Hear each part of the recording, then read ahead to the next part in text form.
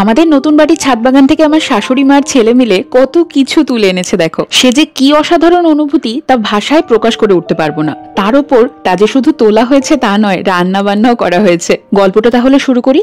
আমাদের নতুন বাড়িতে আসার পর প্রকৃতিকে কিভাবে কাছে টেনে আনা যায় তার প্রচেষ্টা আমরা সর্বত্রই করে যাচ্ছি। জানলার ধারে রোজ সারাটা দিন ধরে পাখিরা এসে খেলা করছে, গল্প করছে এবং খাবার খাচ্ছে। আর তাছাড়া টুকটাক নানা রকম গাছ লাগিয়ে সকাল রাতগুলো বেশ ভালো মতো মিটিয়ে ফেলছি এখানে এসে। এই শীতকালীন সবজি হিসেবে বেগুন, লঙ্কা আর টমেটো গাছ লাগানো হয়েছে। তার মধ্যে দেখা গেছে ওমা কি সুন্দর সুন্দর বেগুন ধরেছে, লঙ্কাও ধরেছে, তা দেখাচ্ছি পরে। নিজের লাগানো গাছ তা পরিচর্যা করার পর যখন কোনো সবজি বা ফল ধরবে তার যে কি স্বাদ, যারা আস্বাদন করেছো তারা ঠিক বুঝবে। এই গাছের পাতার আড়ালে ছোট বড় মিশিয়ে বেশ অনেক কটায় বেগুন ধরেছে। আমাদেরকে বেছে বেছে বড় বেগুনগুলো তুলতে হচ্ছে। আমাদের 4 বছরের রিয়ান বাবুর একটাই দাবি, ঠাকুমা বেগুন তুমি তুলতেই পারো, কিন্তু ঝুড়িতে যে রাখা হবে না ওই কাজটা কিন্তু আমিই করব।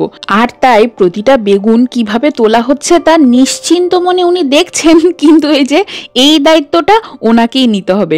এই তৃতীয় বেগুনের ক্ষেত্রে আমার শাশুড়ি মা বেগুনটা তুলে নিজেই ঝুড়িতে রেখে দিয়েছেন বলে রিয়ান বাবু আবার হাত দিয়ে সেটাকে তুলে তারপর নিজে আবার রেখেছে। এই বেগুন গাছের বেগুন ধরা দেখে আমার সেই ছোটবেলায় পড়া টুনটুনি আর বেড়ালের গল্পের কথা খুব মনে পড়ছিল। বেড়াল কিনা টুনটুনি আর তার বাচ্চাদের খেতে চাইছিল।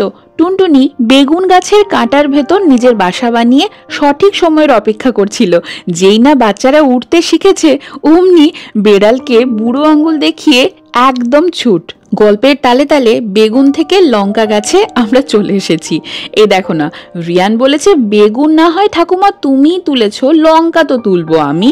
এ সোজা জিনিস আমি কারুর হাতছাড়া করছি না। আমরা সকলে মিলে রিয়ান বাবুকে একটু উপদেশ দিচ্ছিলাম, বাবা বেছে বেছে লম্বা লম্বা লঙ্কাগুলোই ছিঁড়ো, কচিগুলো কিন্তু ছিঁড়ো না। উনি সেই মতোই চেষ্টা করে গেছেন। এই কমাস হলো আমরা নতুন বাড়িতে উঠে এসেছি।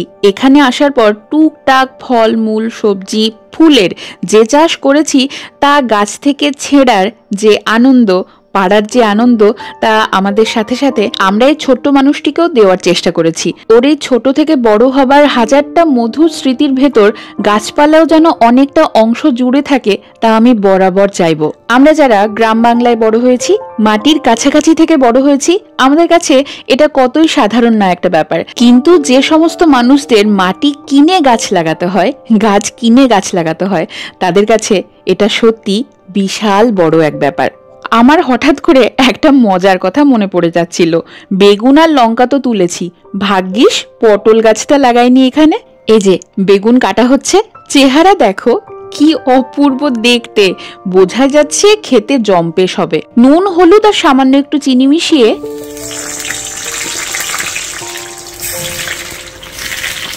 তাহলে দর্শনধারী ফির গুণ বিচারি। তো আমাদের ওই দর্শনধারীতে ইনি পাশ করে গেছেন। এবার এর স্বাদ আস্বাদন করা হবে। এবার বলি এর সঙ্গটা দিল কে কে। এই যে নুন কাঁচা লঙ্কার সাথে আমার রায়গঞ্জের মায়ের হাতের বানানো ঘি এবং আমাদের রায়গঞ্জের বিখ্যাত তুলাই পাঞ্জি চাল। বলো আর কিছু লাগে? এই 4 বছর বয়স অবধি আমাদের রিয়ান বাবু আজ অবধি কোনোদিন বেগুন মুখে তোলেননি, কিন্তু ওনার হাতে তোলা বেগুন নাকি সত্যিই খুব সুস্বাদু হবে তা আগে থেকে আন্দাজ করতে পেরে দিদার হাতের বানানো ঘি, তুলাই পাঞ্জি চাল আর ওই বেগুন সহযোগে, না লঙ্কা উনি খাননি, আজকে খেয়েছেন। এই গাড়ি পাগলটা হঠাৎ করে গাড়ির আওয়াজ শুনতে পেয়েছে। তারপর অবশেষে খাবারটি মুখে পুরেছেন এবং দারুণ নাম্বার দিয়েছেন।